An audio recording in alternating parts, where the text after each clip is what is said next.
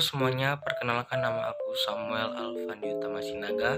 Aku dari kelas 11 IPA 3. Jadi pada hari ini aku akan menjelaskan tentang transport jet melalui membran. Nah, jadi teman-teman, transport jet melalui membran itu terbagi menjadi dua. Yang pertama yaitu transfer pasif dan yang kedua adalah transfer aktif. Nah, yang pertama yaitu transfer pasif.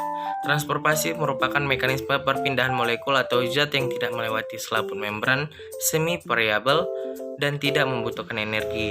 Nah, sedangkan transfer aktif merupakan transfer partikel-partikel melalui membran semi permeabel yang bergerak melawan gradien konsentrasi yang memerlukan energi dalam bentuk ATP. Jadi, transfer pasif itu terbagi menjadi 3 bagian. Yang pertama adalah difusi, yang kedua adalah difusi dipermudah, dan ketiga adalah osmosis. Yang pertama adalah difusi. Difusi adalah proses pergerakan partikel, molekul, ion, gas atau cairan dan konsentrasi tinggi ke konsentrasi yang lebih rendah hingga tercapai suatu keseimbangan. Kedua yaitu difusi dipermudah. Difusi dipermudah dibagi menjadi dua, yaitu difusi yang dipermudah oleh saluran protein dan juga difusi yang dipermudah oleh protein transport. Yang ketiga adalah osmosis. Osmosis adalah sebuah proses dari perpindahannya pelarut dari suatu larutan yang dimana memiliki daya konsentrasi yang cukup rendah ataupun suatu pelarut yang murni dengan melewati berbagai membran semi permeabel.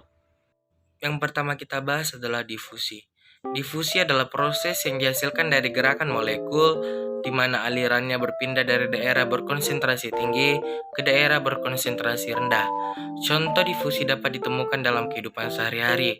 Misalnya adalah gula yang dimasukkan ke dalam minuman panas di dalam gelas akan menyebar ke seluruh volume air gelas walaupun tanpa diaduk karena berdifusi di dalam zat air. Yang kedua yang akan kita bahas adalah difusi dipermudah. Nah teman-teman semuanya, difusi dipermudah dibagi menjadi dua bagian, yaitu yang pertama difusi yang dipermudah oleh saluran protein dan yang kedua adalah difusi yang dipermudah oleh protein transport. Difusi yang dipermudah oleh saluran protein adalah substansi-substansi yang melewati membran plasma melalui saluran yang dibentuk oleh protein. Protein yang dibentuk saluran ini merupakan protein integral. Sedangkan difusi yang dipermudah oleh protein transport melibatkan protein yang membentuk suatu saluran dan mengikat substansi yang ditransport. Protein ini disebut protein pembawa. Nah teman-teman semua, selanjutnya yang akan kita bahas adalah osmosis.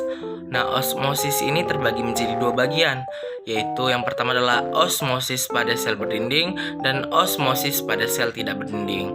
Nah, yang osmosis sel berdinding terjadi pada sel tumbuhan, alga, dan jamur yang memiliki dinding sel. Sedangkan osmosis sel tidak berdinding terjadi pada sel hewan yang tidak memiliki dinding sel. Nah, teman-teman semua, yang pertama yang akan kita bahas adalah osmosis pada sel berdinding. Pada sel tumbuhan yang diletakkan pada larutan hipertonik, maka sel tumbuhan akan mengalami plasmolisis atau lepasnya membran sel dari dinding sel. Hal ini bisa terjadi karena air di dalam sel keluar dan sel mengerut. Pada sel tumbuhan yang dimasukkan pada larutan hipertonik, sel akan mengalami turgid atau kaku. Air yang ada di luar sel masuk ke dalam sel dan sel akan mengembung karena terdapat dinding sel. Maka sel tidak akan pecah dan menjadi turgid atau kaku. Jika sel tumbuhan diletakkan di larutan isotonik, maka sel akan layu karena tidak terjadi perpindahan air, maka sel tersebut tidak mendapatkan kekakuan dari larutan sehingga sel tumbuhan layu. Nah, selanjutnya teman-teman yang akan kita bahas adalah osmosis pada sel tidak berdinding. Pada sel hewan yang diletakkan pada larutan hipertonik, maka sel hewan akan mengalami krenasi karena air di dalam sel keluar sel sehingga sel menjadi mengerut. Pada sel hewan yang diletakkan di larutan hipotonik, maka sel hewan akan mengalami lisis. Air di luar akan masuk ke dalam sel dan sel akan mengembung dan lama-kelamaan sel akan pecah dan lisis. Jika sel hewan dimasukkan pada larutan isotonik, maka tidak terjadi osmosis karena konsentrasi air di dalam dan di luar sel sama, sehingga sel tidak mengalami perubahan. Nah, teman-teman semuanya, tadi kan kita sudah membahas tentang transfer pasif, sekarang giliran transfer aktif untuk kita bahas. Teman-teman semua, transfer aktif itu terbagi menjadi 3 bagian, yaitu pompa ion, yang kedua adalah kontransfer, dan ketiga adalah eksositosis dan endositosis. Nah, pompa ion adalah transfer ion melewati membran dengan cara memainkan pertukaran ion dari dalam sel dengan ion di luar sel. Transfer dilakukan oleh protein transport yang tertanam pada membran plasma menggunakan sumber energi berupa ATP. Yang kedua adalah kotransfer. Kotransfer merupakan transfer aktif dari zat tertentu yang dapat menginisiasi transfer zat terlarut lainnya. Kontransfer dilakukan oleh dua protein transport dengan bantuan energi berupa ATP. Yang ketiga adalah eksositosis dan endositosis. Eksositosis dan endositosis adalah transfer partikel dan molekul besar melalui pelipatan membran plasma atau pembentukan vasikula.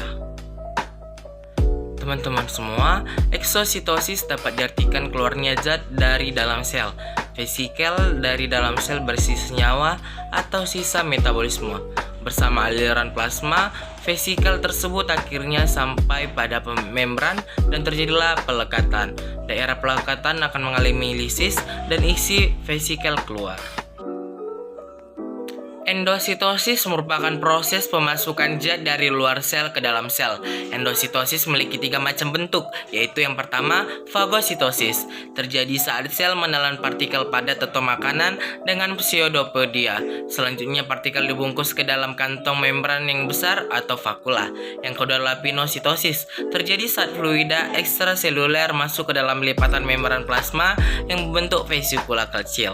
Yang ketiga adalah endositosis yang di perantai reseptor, terjadi saat fluida ekstraseluler terikat pada reseptor spesifik yang berkumpul pada lubang yang dilapisi protein pada membran plasma, kemudian membentuk vesikula.